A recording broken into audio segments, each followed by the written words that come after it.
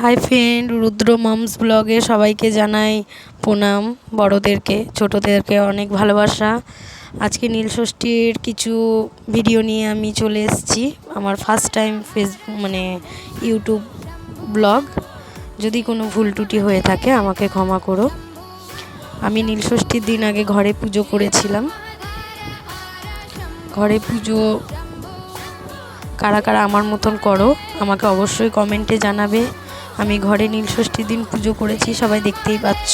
ব্রাহ্মণ ছাড়াই আমি নিজে একাই পুজো করেছিলাম। আমি প্রত্যেকবার এটাই করি। আমি আগে ঘরে শিব ঠাকুরকে পুজো দিই, তারপরে আমি মন্দিরে যাই।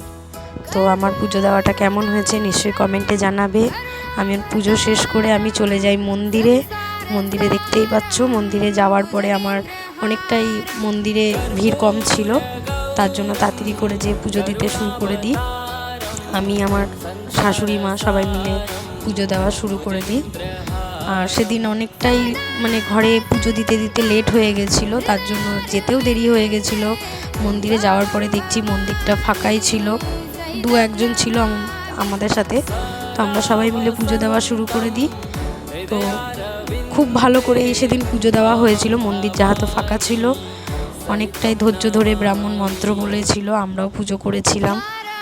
আর আমার এই ব্লগটা কার কার ভালো লেগেছে আমাকে কমেন্টে অবশ্যই জানাবে।